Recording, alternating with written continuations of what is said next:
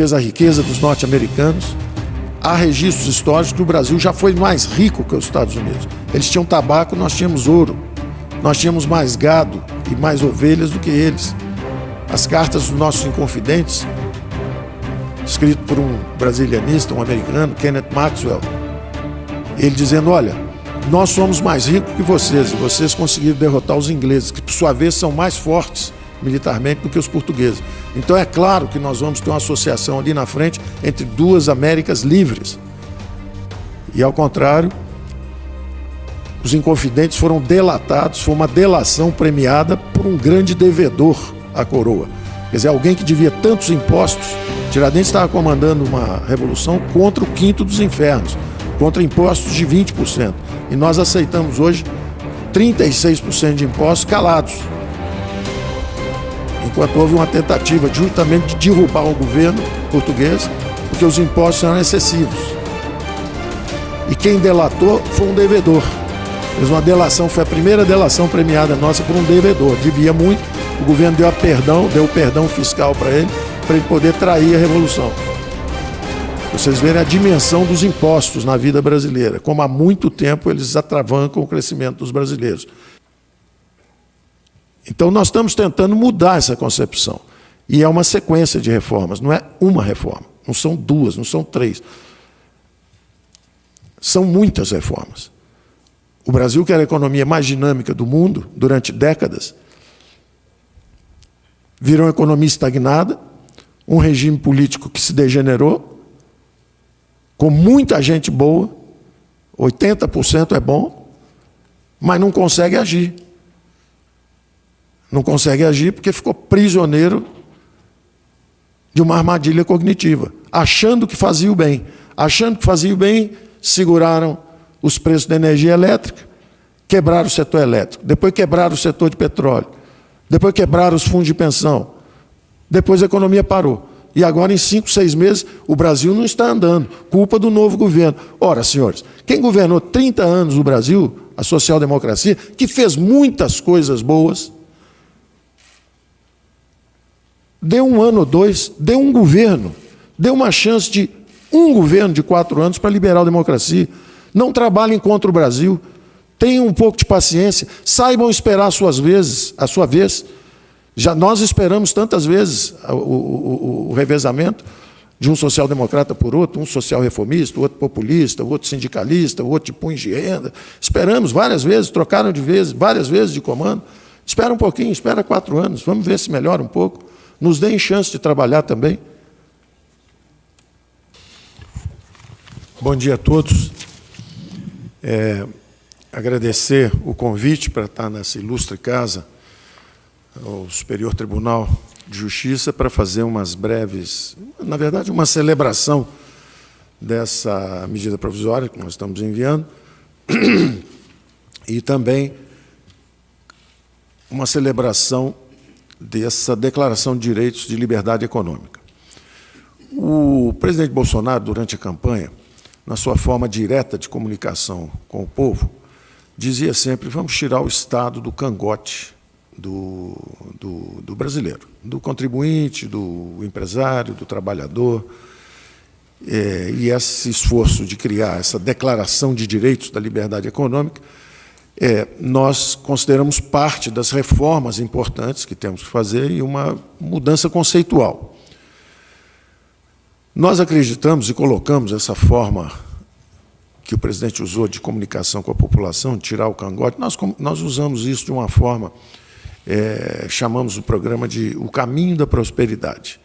Nós estamos combinando ali 2 sistemas que são os pilares da civilização ocidental e que trouxeram progresso material, progresso espiritual, em todas as dimensões de aperfeiçoamento das sociedades e dos direitos dos indivíduos. São as democracias e os mercados.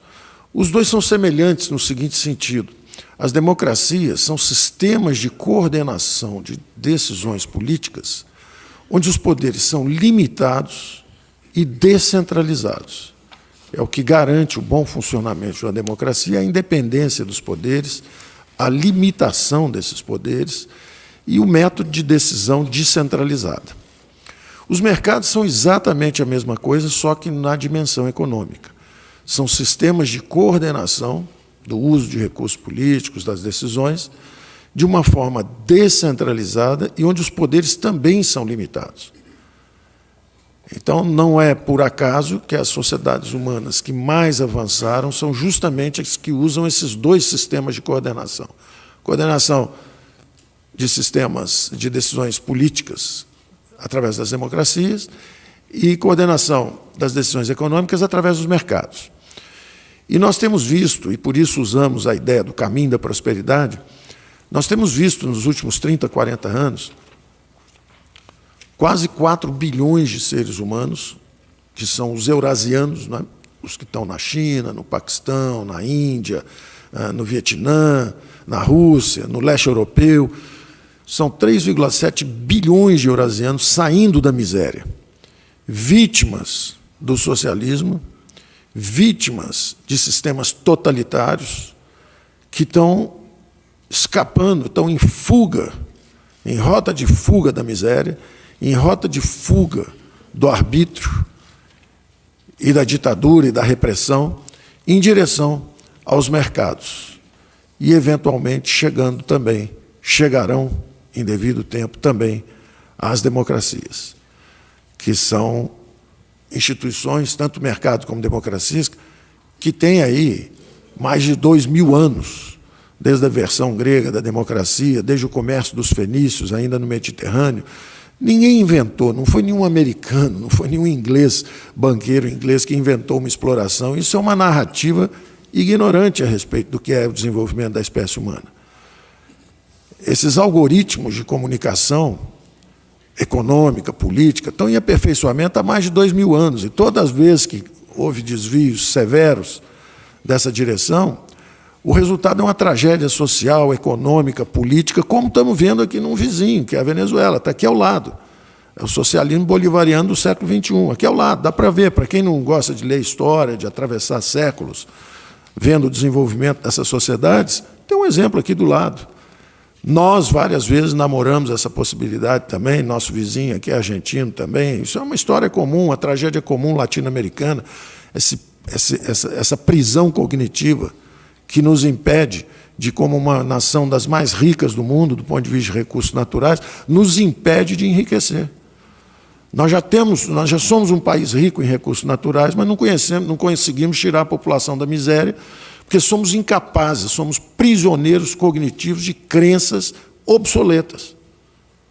Então, essa declaração de direitos, de liberdade econômica, tem pelo menos 3 grandes mensagens. A primeira delas é justamente um artigo onde você tem os princípios, os direitos propriamente ao empreendedorismo. No Brasil, hoje, a pessoa precisa passar na junta comercial, precisa pedir alvará, precisa passar em 6, 7, 8 lugares para depois de 8, 9 meses, 10 meses, conseguir gerar emprego ou abrir uma empresa. Devia ser o contrário. Ninguém é proibido de trabalhar, de criar empregos, de criar riqueza. Você tem que abrir imediatamente, você avisa os servidores públicos depois. Nós não somos autoridades, nós somos servidores públicos. Nós estamos aqui para servir a população, e não para dar ordem à população ou deixar ou não a pessoa trabalhar. É um direito primário básico trabalhar, conseguir sua dignidade, conseguir sustentar sua família. Nós criamos impedimentos ao trabalho. Então, o primeiro grande artigo é justamente essa declaração de direitos ao empreendedorismo. É uma coordenação de recursos, que não é nada trivial. Não é nada trivial. As nações que abandonaram, condenaram, perseguiram os empresários são nações que se desintegraram economicamente. De novo, não precisa ir longe na história, está aqui logo em cima. Os que têm mais recursos são os primeiros a se mudar para fora, têm dinheiro, depois vão seus filhos, e no final os pobres miseráveis atravessam a fronteira correndo, a pé, como estão invadindo o norte do Brasil, estão entrando em Rondônia. Porque não tem mais como comer, não tem como trabalhar, não existe mais organização econômica. Pela tolice, pelo atraso, pelo obscurantismo ideológico. Então, essa primeira medida, que é a Declaração de Liberdade ao Empreendedorismo, é fundamental. A segunda pedra fundamental lá é exatamente a limitação dos abusos do Estado. Nós queremos preservar a concorrência. E, de volta ao título do nosso programa, que é o Caminho da Prosperidade, nós combinamos o caminho da servidão, que é um livro do pensador liberal, que é o Hayek, explicando como as sociedades entram em declínio e como se tornam miseráveis. A Argentina já foi a 6ª maior renda per capita do mundo. E desde o peronismo só afunda. O Brasil já foi a economia que mais crescia no mundo, décadas seguidas, 7,5%, mais do que Japão, China, Coreia, todos. E desde o fim do regime militar, inclusive no fim do regime militar, não foi culpa dos civis, não. Os militares, já nos últimos 10 anos, o crescimento já tinha desabado de 7,5% para 5%. Entram os civis, se atrapalham, leva para 2%, e atualmente, nos últimos 8 anos, a gente cresce 0,5%. Quer dizer, o Brasil, eu já usei essa imagem algumas vezes, é uma baleia ferida sendo arpoada seguidamente, sangrando, até parar de se mover. E ficam os mesmos que impedem as reformas de acontecer, apontando, olha o desemprego de 13 milhões, olha o desemprego, 13 milhões. Claro, não é fácil aguentar 40 anos de desaforo. São 40 anos de desaforo, de dirigismo, de excesso de intervencionismo, derrubando a atividade econômica, impedindo o crescimento econômico.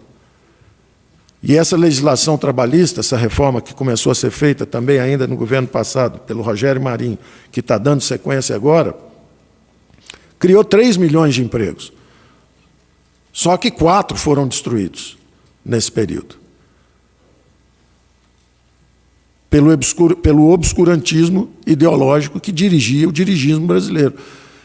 Então, nós fizemos justamente um caminho da prosperidade, era a ideia de combinar esse alerta, que é o caminho da servidão, com a prosperidade através da competição do Ludwig Erhard, que foi o homem que reconstruiu, através do liberalismo, a economia alemã. Foram 8, 9, quase 10 anos seguidos.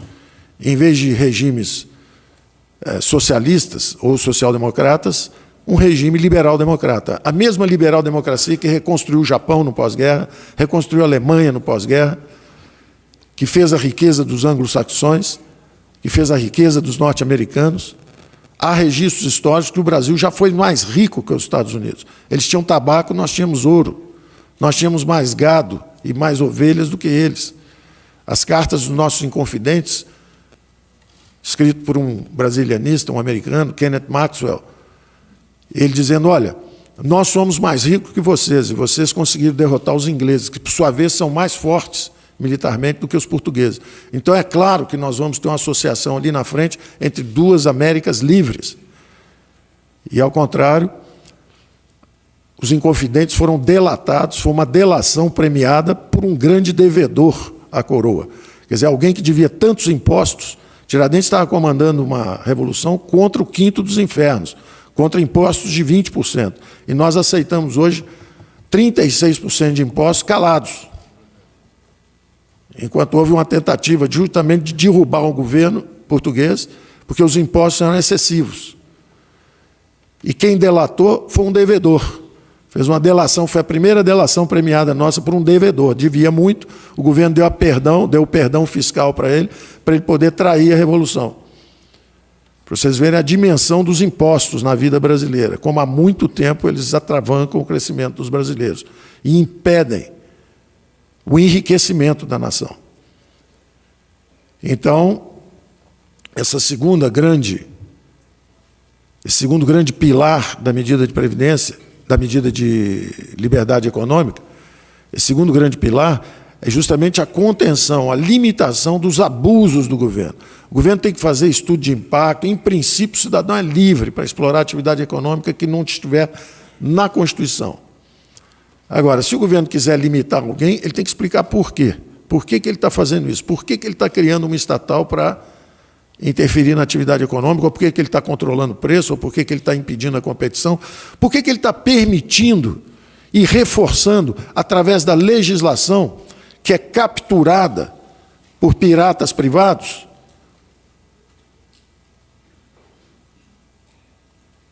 Permitindo a exploração de 200 milhões de trouxas por meia dúzia de cartéis. Um cartel aqui, um cartel ali, um cartel acolá, e quando você tenta desregulamentar e libertar os mercados, eles agem rápido. Eles têm suporte parlamentar. Eu acredito que tenha sido por ignorância e obscurantismo. Eu não acredito que tenha sido por dinheiro e por compra de sustentação parlamentar. Eu quero acreditar que tenha sido por obscurantismo. Eu acredito que isso está mudando agora, quando a sociedade amadurece e vem para a rua pedir uma reforma que reduz seus próprios benefícios, pela consideração com gerações futuras, pela impaciência e intolerância com práticas passadas. Então, esse segundo pilar, que é justamente a contenção dos excessos, é para impedir que o governo garanta, como garante hoje, através de legislação, funcionamento de monopólio, de cartel, porque aí dá a impressão, justamente, que quem tem mais poder econômico vem a Brasília para comprar a influência política e comprar o direito de explorar uma população brasileira. Nós não queremos isso. Nós não aceitamos isso. E, finalmente, o terceiro pilar dessa medida provisória de declaração de direitos de liberdade econômica é justamente estabilizar, garantir, assegurar a segurança jurídica de contratos.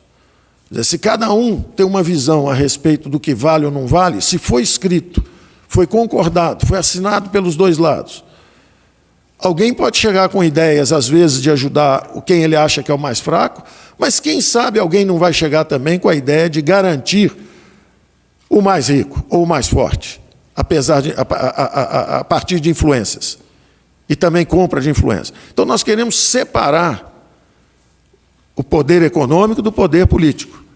Uma sociedade funciona bem se houver uma separação muito clara disso. Uma coisa são os mercados, a outra coisa é a democracia. Os mercados vão fazer o enriquecimento da população, vão dar o direito de enriquecer das populações, de prosperarem, de melhorarem, de conseguirem seus empregos. E a democracia, por outro lado, garante a igualdade de oportunidades, as transferências de renda legítimas para os que ficaram para trás, para os necessitados, mas não para os vagabundos que compram influência, não para os vagabundos que preferem organizar pressões contra a sociedade. Imagina se os cirurgiões brasileiros fizessem um conluio e dissessem: não vamos operar mais ninguém enquanto não multiplicar por 10 o nosso salário. Isso é um pacto a favor do trabalhador ou contra a população brasileira? Então, os sindicatos têm que refletir muito sobre o que estão fazendo. Eles estão garantindo direitos da população brasileira ou estão garantindo privilégios, uma cultura de privilégios? Gente que nunca trabalhou e, em nome de representar trabalhadores que estão 40 milhões de brasileiros desempregados, pessoas que nunca trabalharam, querem ter gasolina no tanque todo dia, que é justamente a gasolina no tanque que nós cortamos com aquela medida de desconto compulsório na folha, como se nós todos fôssemos obrigados a financiar grupos que querem atacar as medidas. Ué, organizem-se voluntariamente. Se vocês são tão prestativos, são tão úteis à sociedade, permitam que a contribuição seja voluntária, que ninguém precise descantar. Paguem um banco para fazer o recebimento. Por que o governo brasileiro tem que ficar financiando isso? Por que o contribuinte tem que financiar organizações? Eu vou trazer aqui a organização dos cirurgiões brasileiros, para todo mundo ter que pagar para eles se organizarem e cobrar a partir de agora qualquer cirurgia custa R$1 milhão. Quem quiser paga, quem não puder, o governo paga. Porque eles agora decretaram que o salário deles é esse. Mas é natural, porque esse sistema sindical nosso também vem de regimes totalitários. É a Carta del Lavoro, do fascista Mussolini, do nazista Hitler. Essas coisas vêm lá de trás, de regimes totalitários. E também de um regime totalitário, de uma ditadura brasileira lá atrás, que cooptou lideranças políticas,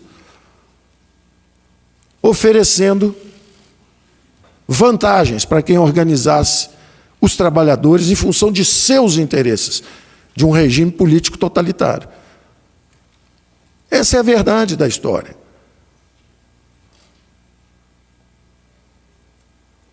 Esse sindicalismo nasceu para assegurar seus próprios benefícios em mercados fechados. Não é coincidência que grandes lideranças sindicais foram formadas no ABC paulista, com um regime de mercados fechados, ou seja, para comprar um automóvel, Fusquinha, custava $60 mil, $70 mil.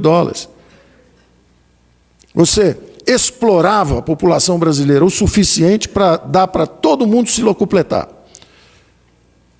Primeiro, o governo, com impostos excessivos. Se dava ao luxo até fazer controle de preço. A margem era tão grande de gordura que, mesmo controlando o preço, sobrava para todo mundo ainda. Sobrava para o governo, com bastante impostos. Sobrava para as montadoras. Na época não eram montadoras, eram fábricas mesmo, faziam o automóvel inteiro aqui. E sobrava também para os sindicalistas do ABC paulista, que ganhavam 10, 12, 13 vezes mais do que a média do trabalhador brasileiro. Porque se não pagasse, eles iam para a porta da fábrica e ameaçavam quem quisesse trabalhar, não podia entrar. E quebravam tudo, e brigavam com a polícia e tudo bem. Aí parecia que era coisa da ditadura. Não, a ditadura estava garantindo aqueles salários extraordinários para aquele grupo seleto de sindicalistas. Quem conhece a economia sabe muito bem quem era parceiro de verdade do regime militar. Quem se deu bem no regime militar. Com mercados fechados, com sindicatos organizados.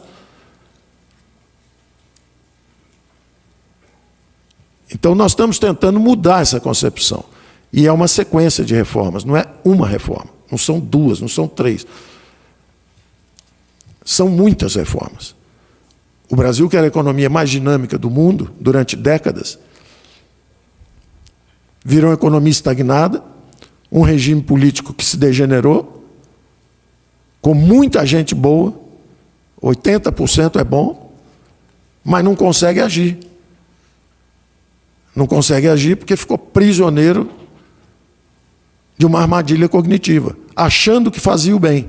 Achando que fazia o bem, seguraram os preços da energia elétrica, quebraram o setor elétrico, depois quebraram o setor de petróleo, depois quebraram os fundos de pensão, depois a economia parou. E agora, em 5, 6 meses, o Brasil não está andando, culpa do novo governo. Ora, senhores, quem governou 30 anos no Brasil, a social-democracia, que fez muitas coisas boas, deu 1 ano ou 2, deu um governo, deu uma chance de um governo de 4 anos para liberar a democracia. Não trabalhem contra o Brasil, tenham um pouco de paciência, saibam esperar a sua vez.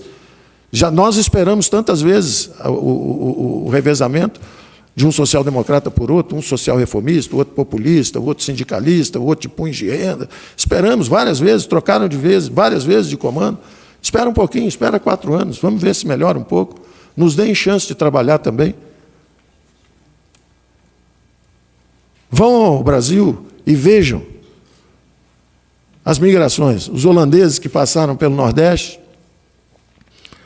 a segunda maior colônia de italianos no sul do Brasil, os alemães que vinham para cá também, depois das 2 guerras mundiais lá fora, os japoneses, a maior colônia de japoneses fora do Japão. O Brasil recebia gente. O Brasil era uma fronteira de crescimento do mundo, imigrantes do mundo inteiro tentando entrar. Hoje todo mundo vai embora. Todo mundo vai embora. Quem tem dinheiro já comprou apartamento em Miami, apartamento em Londres, já tem empreendimentos fora do Brasil, tem brasileiro dono de time de futebol em Orlando. Depois foram os filhos de ricos e agora estão indo filhos de chofer de táxi, está indo todo mundo embora. O menino prefere lavar prato em Barcelona ou lavar prato em entregar pizza em Boston do que ficar no Brasil, porque não há emprego. E os senhores acham que quem está criando esses empregos foram esses 4, 5, 6 meses de governo? Botem a mão na consciência e reflitam um pouco, se não chegou o tempo das reformas. Obrigado.